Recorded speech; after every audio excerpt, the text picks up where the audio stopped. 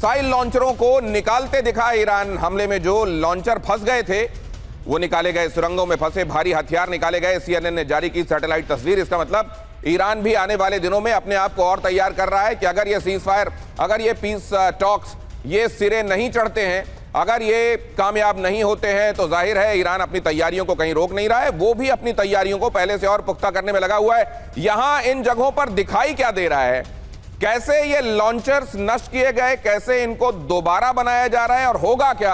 आशीष quickly आ जाइए, जरा इधर समझाइए ये तस्वीरों में कैसे दिखाई दे रहा है। तस्वीरें तो दिखाई देती हैं लेकिन On May 9th, be part of history.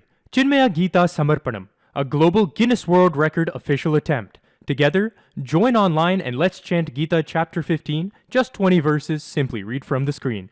Don't wait, register today. Middle east में सीज फायर के बीच अमेरिका की एक बहुत बड़ी सैन्य मूवमेंट।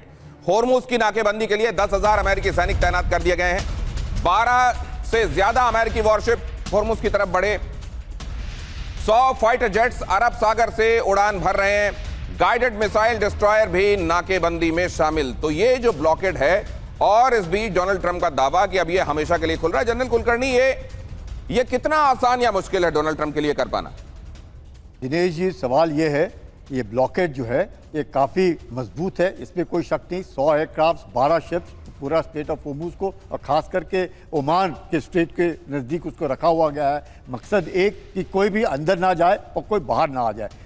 सवाल ये है कि क्या अमेरिका के नंबर ऑफ शिप्स में आज की तारीख में चीन के पास नंबर्स ऑफ शिप ज़्यादा हैं, बनिस्बत टेक्नोलॉजी अमेरिका के पास ज़्यादा है। इसके बावजूद भी चीन टक्कर नहीं लेना चाहता है। चीन समझता है the supreme art of war is to subdue the enemy without a fight. लड़ना नहीं है, पर लेकिन उसको यकीन करना है कि कम से कम चीन का जो व्यापार हो रहा है तेल का, उसमें कोई खामी ना आए। और इसको अगर मद्देनजर देखते हुए अमेरिका जानता है कि ये वक्त नहीं है, पूरा वक्त, मतलब this is not the right moment कि मकसद की चीन के ऊपर हावी हो, क्योंकि शी को मिलना है ट्रंप ने। तो ऐसी वक्त में बहुत ज़रूरी है कि कहीं ना कहीं शी जानते हैं कि वो भी टक्कर नहीं ले सकते, और ट्रंप भी जानते हैं ये वक्त नहीं है कि वो चीन के ऊपर टोटल हावी हो सकते हैं। तो कहीं ना कहीं आई थिंक एक नरम सा रवैया अपनाने की कोशिश। तो यहाँ कल हमने देखा सर, चाइना का किस तरीके से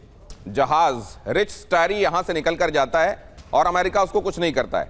और आज डोनाल्ड ट्रंप की तरफ से ये पोस्ट आता है जिसमें वो चाइना की तरफ एक तरीके से ओलिव ब्रांच एक्सटेंड करते हुए दिखाई दे रहे हैं। बहुत बहुत वार्मथ के साथ चाइना को और शी जिनपिंग को एड्रेस किया जा रहा है। अब जरा यहां ये खबर भी देखिए, होर्मुज में अमेरिका की नाकेबंदी को बड़ी चुनौती भी है। नाकेबंदी के बावजूद 3 कॉमर्शियल शिप ने पार किया होर्मुज स्ट्रेट। ईरानी पोर्ट से निकले 3 जहाजों ने इसे पार कर लिया। लाइबेरिया और कोमोरोस के शिप होर्मुज से रवाना। Marine time data provider Kepler ये बता रहा है कि यहां से जहाजों का निकलना जारी है। और कल तो आशीष आपको ये भी बता रहे थे कि कैसे ये वो जहाज हैं जिन पर सैंक्शन लगा हुआ है। तो सैंक्शन वाले जहाज यहां से निकलकर अगर जा रहे हैं तो ये बताने के लिए काफी कि अमेरिका की ये ब्लॉकेड कैसी है और इसको किस तरीके से देखा जाना चाहिए।